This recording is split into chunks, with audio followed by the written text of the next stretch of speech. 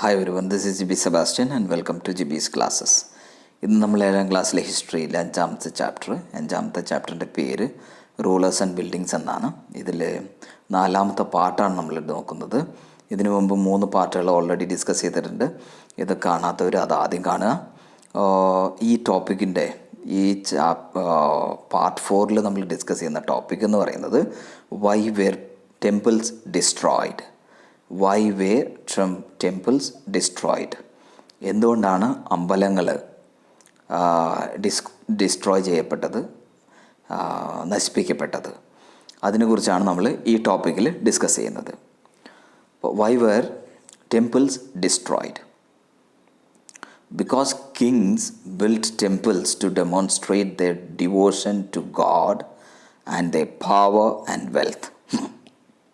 It is not surprising that when they attacked one another's kingdom, they often targeted these buildings.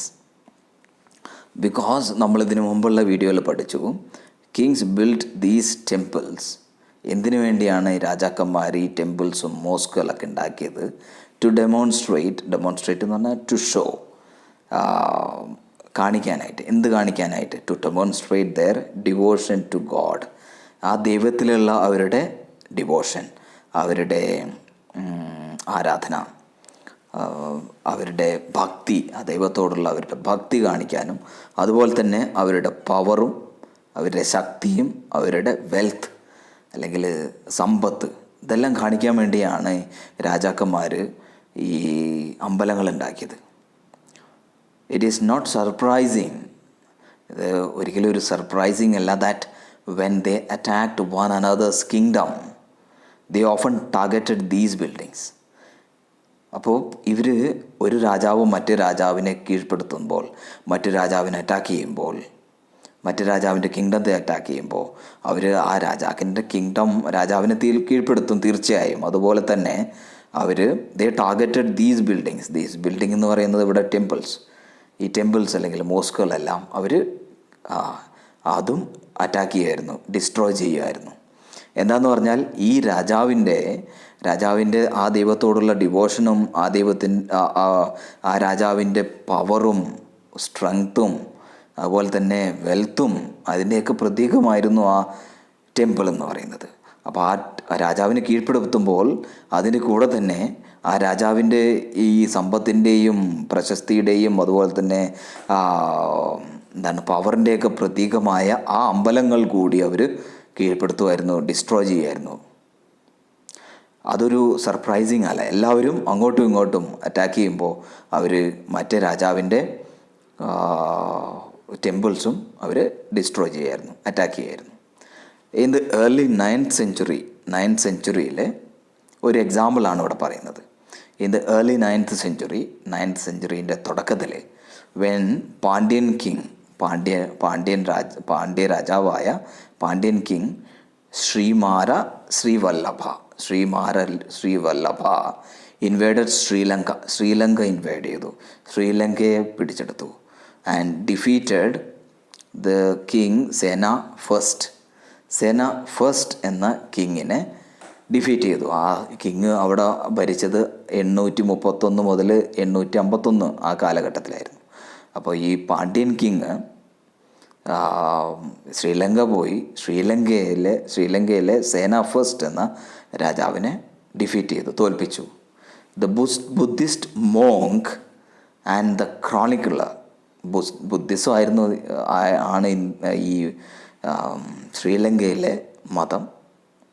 ഏറ്റവും കൂടുതൽ അവർ വിശ്വസിക്കുന്നത് ബുദ്ധിസത്തിലാണ്. അപ്പോൾ Buddhist monk എന്ന് പറഞ്ഞാൽ ഒരു സന്യാസി, ബുദ്ധിസ്റ്റ് സന്യാസിയും അതുപോലെ തന്നെ ഒരു ക്രോണിക്കിളർ എന്ന് പറഞ്ഞാൽ ഗ്രന്ഥകാരൻ കൂടിയായ ധമ്മകിറ്റി എന്ന് പറഞ്ഞ ആ ഗ്രന്ഥകാരൻ എഴുതി എന്തെന്ന്? He removed all the valuables. He എന്ന് പറയുന്നത് ഈ പാണ്ഡ്യ രാജാവ്, സൗത്ത് ഇന്ത്യയിലെ ആ പാണ്ഡ്യദേശത്തെ രാജാവ്. ഹി റിമൂവ്ഡ് ഓൾ വാല്യുബിൾസ്, എല്ലാ വിലപിടിപ്പുള്ളതെല്ലാം ആ രാജാവ് മാറ്റിക്കൊണ്ടുപോയി അല്ലെങ്കിൽ കൊണ്ടുപോയി. The statue of Buddha made entirely of gold in the jewel palace, and the golden images in the various monasteries, all these he seized. എല്ലാ വാല്യുബിൾസും റിമൂവ് ചെയ്തു അവിടെ നിന്ന്. അതുപോലെ തന്നെ ദ സ്റ്റാച്യു ഓഫ് ബുദ്ധൻ്റെ ഒരു statue made entirely of gold in the jewel palace. Jewel പാലസിൽ ഉണ്ടായിരുന്ന ബുദ്ധൻ്റെ പ്രതിമ ഫുൾ മൊത്തം ഗോൾഡിൽ ഉണ്ടാക്കിയ ആ ബുദ്ധൻ്റെ പ്രതിമയും അവിടെ നിന്ന് സീസ് ചെയ്തു, പിടിച്ചെടുത്തു. അതുപോലെ തന്നെ golden images in the various monasteries, പല മൊനാസ്ട്രികളിലും പല അമ്പലങ്ങളിലും ഉണ്ടായിരുന്ന ഗോൾഡൻ ഇമേജസ് അതെല്ലാം പിടിച്ചെടുത്തു. ഓൾ ദീസ് ഹി സീസ്ഡ്, ഇതെല്ലാം ആ രാജാവ് പിടിച്ചെടുത്തു. ഇപ്പോൾ ഇവിടെയാണ് ഇത് സൗത്ത് ഇന്ത്യയുടെ ലാസ്റ്റ് ഈ കാണുന്നത് ഇവിടെയാണ് പാണ്ഡ്യാസ്. ഇവിടെ പാണ്ഡ്യാസിൻ്റെ രാജ്യം, പാണ്ഡ്യാസ് ഡൈനാസ്റ്റി അവിടെയായിരുന്നു. അപ്പോൾ പാണ്ഡ്യ രാജാവ് എന്ത് ചെയ്തു? ശ്രീലങ്ക, ഈ കാണുന്നതാണ് ശ്രീലങ്കയിൽ പോയി ശ്രീലങ്കയിലെ രാജാവായ സേന ഫസ്റ്റിന് കീഴ്പ്പെടുത്തി അവിടെയുള്ള സാധനങ്ങളെല്ലാം, അവിടെയുള്ള വാല്യുബിളായ വിലപിടിപ്പുള്ളതെല്ലാം അവിടെ നിന്ന് കൊണ്ടുവന്നു, റിമൂവ് ചെയ്തു. അവിടെ നിന്ന് അവിടെ സ്വന്തം രാജ്യത്തോട്ട് ഇങ്ങോട്ട് കൊണ്ടുവന്നു. അതിൻ്റെ കൂടെ തന്നെ ഒരു ബുദ്ധൻ്റെ കംപ്ലീറ്റ്ലി ഗോൾഡ് കൊണ്ട് ഉണ്ടാക്കിയ ഒരു ബുദ്ധൻ്റെ പ്രതിമയും അവർ കൊണ്ടുവന്നു. Okay, the blow to the pride of the Sinhalese ruler. അവിടെ ശ്രീലങ്കയിൽ സിംഗല സംസാരിക്കാൻ ഭാഷ സിംഗലയാണ്. അപ്പോൾ അതുകൊണ്ടാണ് സിംഗാലീസ് എന്ന് പറയുന്നത്. സിംഗാലി റൂളർ ആയ Sena first, it was a very big blow to the pride എന്ന് പറഞ്ഞു കഴിഞ്ഞാൽ അവരുടെ പ്രശസ്തി, അവരുടെ പ്രൈഡിന് ഏറ്റവും വലിയൊരു അടിയായിരുന്നു അത്. അവർ റെസ്പെക്റ്റിനേറ്റ ഒരു വലിയൊരു അടി. അപ്പോൾ അവർക്ക് വലിയ ഇൻസൾട്ടായി, സിംഗാലീസ് റൂളേഴ്സിന് വലിയൊരു ഇൻസൾട്ടായി. ഇത് ഹാഡ് ടു ബി അവെഞ്ച്ഡ്. അവർ തീരുമാനിച്ചു ഇതിന് റിവെഞ്ച് എടുക്കണം, റിവെഞ്ച് ചെയ്യുക, അല്ലെങ്കിൽ ചലഞ്ച് ചെയ്യുക, അതിന് തിരിച്ചടിക്കണം. ആൻഡ് ദ നെക്സ്റ്റ് സിംഗാലീസ് റൂളർ സേന സെക്കൻഡ്. മുമ്പത്തെ തോറ്റുപോയത് സേന ഫസ്റ്റ് ആയിരുന്നു. ആ സമയത്താണ് എല്ലാം ഈ പാണ്ഡ്യ രാജാവ് കൊണ്ടുപോയത്. അപ്പോൾ സിംഗാലീസ് റൂളർ സെക്കൻഡ്, അത് കഴിഞ്ഞപ്പോൾ സേന സെക്കൻഡ്, അവർ ഡിസൈഡ് ചെയ്തു ഇതിന് നമുക്ക് റിവെഞ്ച് ചെയ്യണം, തിരിച്ചടിക്കണം. Ordered his general to invade Madurai ആയിരുന്നു ഈ പാണ്ഡ്യാസിൻ്റെ capital. The capital of the പാണ്ഡ്യാസിൻ്റെ ക്യാപിറ്റൽ, തലസ്ഥാനം മധുരയായിരുന്നു. മധുരൈ ഇപ്പോഴും ഉണ്ട്, ഇവിടെ തമിഴ്നാട്ടിലൊരു സ്ഥലമാണ് മധുരൈ. അപ്പോൾ the Sena second ordered his general ആർമിയോട് ഓർഡർ കൊടുത്തു മധുര ഇൻവേഡ് ചെയ്യാൻ, മധുര അറ്റാക്ക് ചെയ്യാൻ. ദ ക്യാപിറ്റൽ ഓഫ് പാണ്ഡ്യാസിൻ്റെ ക്യാപിറ്റലായ തലസ്ഥാനമായ മധുരൈ അറ്റാക്ക് ചെയ്യാൻ.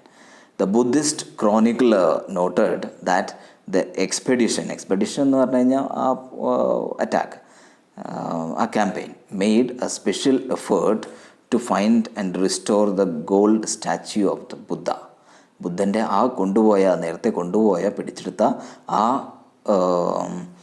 ബുദ്ധൻ്റെ ഗോൾഡൻ സ്റ്റാച്യു കണ്ടുപിടിക്കാനായിട്ട് ഒരു സ്പെഷ്യൽ എഫേർട്ട് തന്നെ അവർ നടത്തി എന്ന് ഈ ബുദ്ധിസ്റ്റ് ഗ്രന്ഥകാരൻ എഴുതുന്നു.